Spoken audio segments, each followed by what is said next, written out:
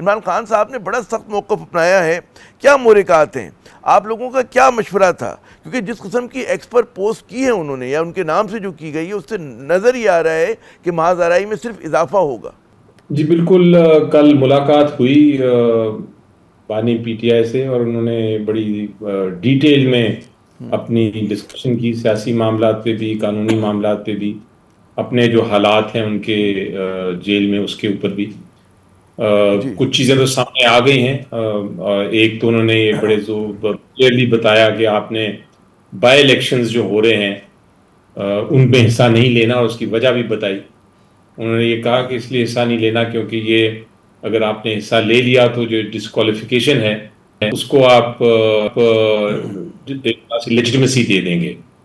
और दूसरा उन्होंने कहा कि जो जहाँ तक नेशनल असेंबली का ताल्लुक है, आपने वहाँ से इस्तीफे देने हैं और कमेटी से, और कमेटीज़ में नहीं शामिल होना, और अगर असेंबली की कार्रवाई है तो आप बेशक से पार्लियामेंट के बाहर उसको उसकी कार्रवाई करें। ठीक तो है। काफ़ी सख्त है। उसके बाद उन्होंने ये भी कहा कि जो लीडर ऑफ द अपोजिशन है वो आपकी पीटीआई से नहीं होंगे, वो अचकजई साहब होंगे।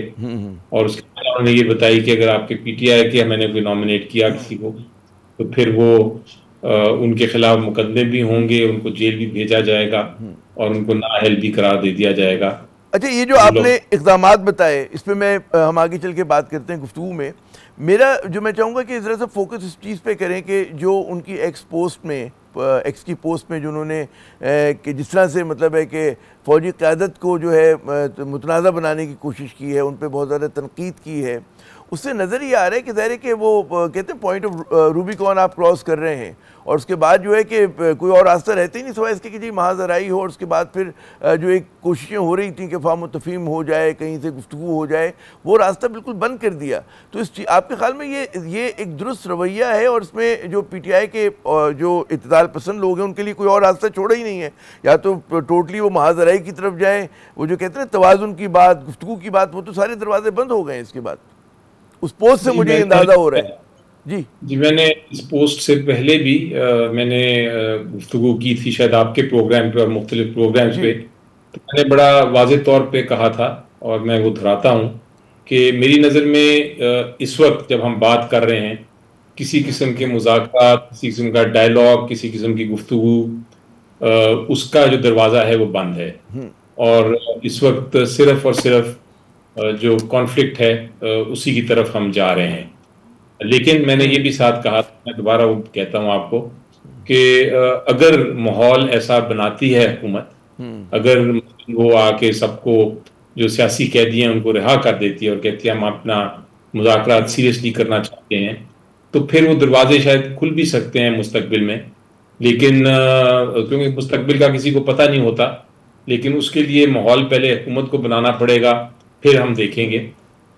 फिलहाल आज के दिन तो मुझे कोई उम्मीद नहीं नज़र आती।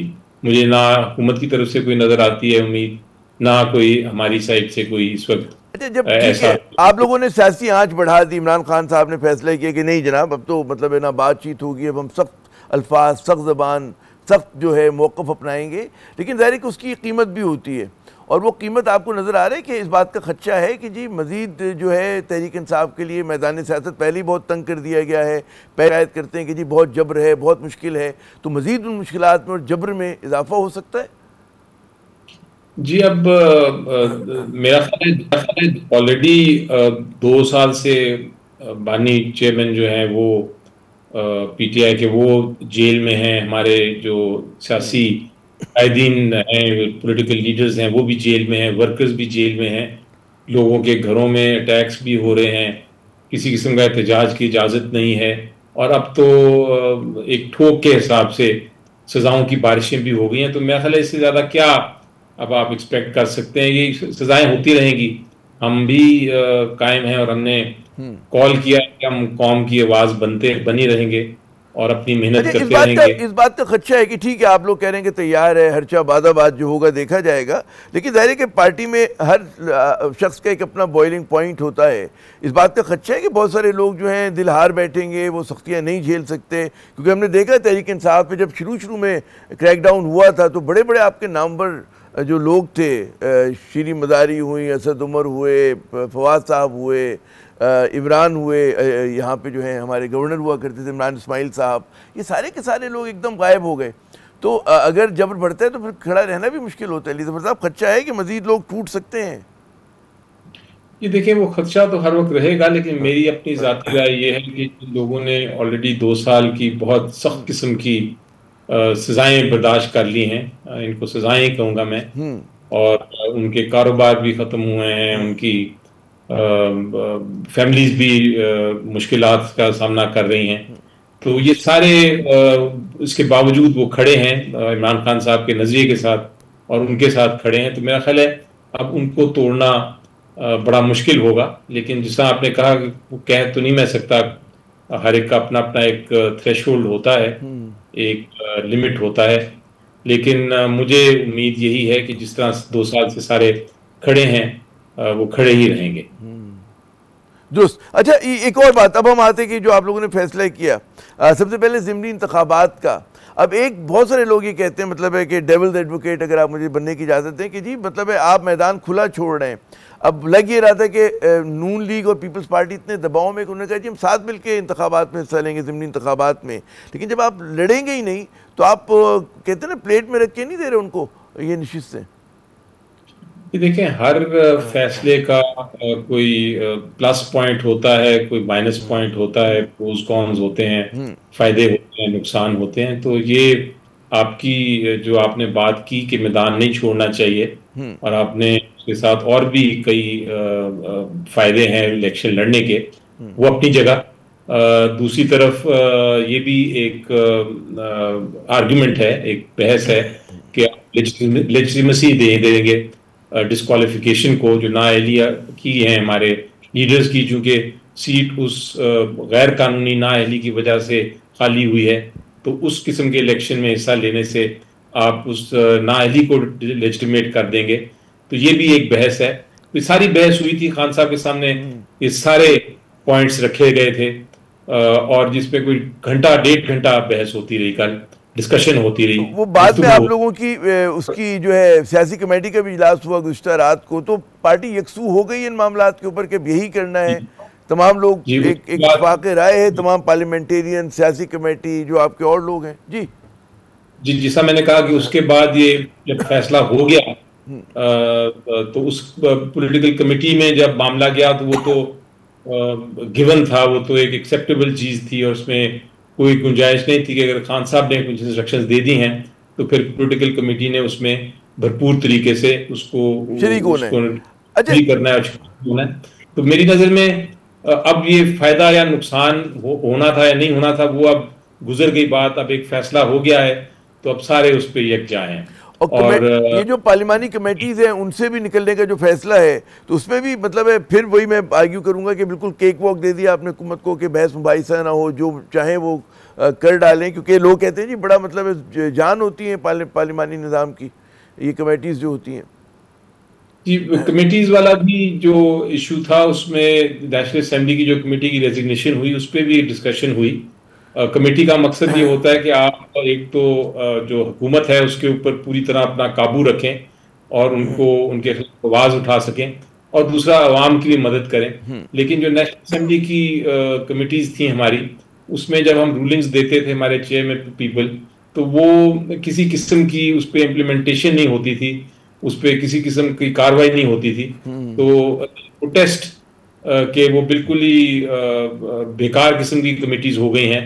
इन प्रोटेस्ट उनको हमने रेजिग्नेशन का फैसला किया, और उसके अलावा इस प्रोटेस्ट में ये भी शामिल है जो हमारे लीडर्स ऑफ द अपोजिशन और पार्लियामेंट्री लीडर्स और बाकी एमएनएज को गैर कानूनी उनकी नाअहली हो रही है, उसकी भी एक प्रोटेस्ट का एक तरीका है। तो जब आप प्रोटेस्ट की बात करें तो फिर फायदा नुकसान नहीं देखा जाता, फिर एक प्रोटेस्ट है, असूल के ऊपर प्रोटेस्ट है।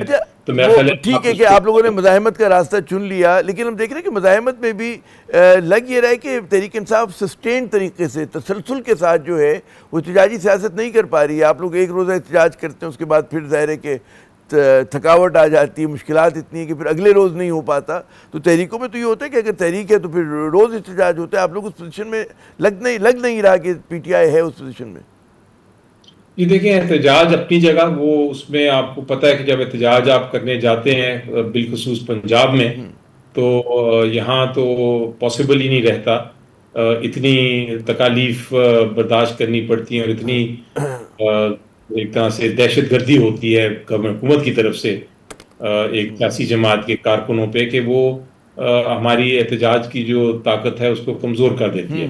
लेकिन जिस तरह इमरान खान साहब ने कहा है कि बड़ा जलसा होगा और ये पेशावर में होगा और पूरे से लोग आपके ख्याल में मेरा आखिरी सवाल आपसे कि आपकी जो ये हिकमत अमली है कि मज़ीद कम अज़ कम सियासी आँच में इजाफा कर दिया जाए, सख्त मौक़िफ़ अपनाया जाए, सख्त बात की जाए, उसके बाद हुकूमत दबाव में आएगी या सिर्फ जो है एक तरफा तौर पे फिर आप लोगों के ऊपर जो है जबर में इजाफा होगा, ज़्यादा मुश्किलात होंगी और PTI ज़्यादा ग्राउंड लूज़ करेगी?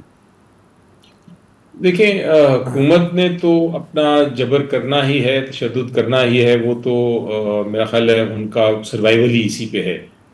लेकिन हम ये नहीं कह सकते कि हम जिद्दोजहद ख़त्म कर दें, तशद्दुद करेंगे या इसको भी ज़्यादा करेंगे। मजीद अच्छा तकलीफात जो है अच्छा उसके लिए हम तो उसके लिए हमने भी तैयार अपनी हैं आप लोग। अच्छा मुझे एक और आखिरी सवाल याद आया, और क्यों आखिरी सवाल मेरे ख्याल में 2-3 हो गए।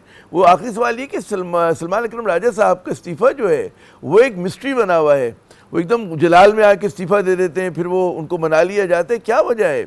इतने मंझे हुए कानूनदा हैं, क्या ऐसी चीज़ ट्रिगर करते होती है कि जिसकी बिना पर वो मजबूर हो जाते हैं कि जी मैं नाराज़गी के इजहार जो है बरमला प्रेस के सामने करें, आकर वो अवाम के अंदर आके बात करें, एक्स पे पोस्ट करें? जी ये देखें, ये तो सवाल खैर उनसे आप पूछें, उनकी बिहाफ पे मैं जवाब तो नहीं दे सकता। हाँ। लेकिन मेरी नज़र में उन्होंने इस्तीफ़ा नहीं दिया था। अच्छा वो ट्वीट पे, अगर आप अपने ट्विटर पे आप कहते हैं कि मैं करना चाहता हूँ इस्तीफ़ा, तो वो फिर इस्तीफ़ा नहीं होता, वो एक आप जज्बात का शायद लेकिन वो इजहार इजहार भी अली जफर साहब आप मुझसे बेहतर जानते हैं कि बातें मतलब है आनी नहीं चाहिए। अगर नाराज़गी भी है पहले तो अंदर के फोरम्स में बात होती है। जी जी, आप दुरुस्त कह रहे हैं। अब मैं जैसा मैंने कहा कि इसका सवाल का जवाब वही दे सकते हैं। चलें। लेकिन मेरी नज़र में ये पब्लिक में इस तरह ट्वीट के जरिए ऐसी चीज़ें नहीं होनी चाहिए। पहले भी जब हुआ था तो खान साहब ने जब भी किसी ने करने की कोशिश की है तो उन्होंने यही कहा है कि आप इस्तीफे इस तरह नहीं देते। और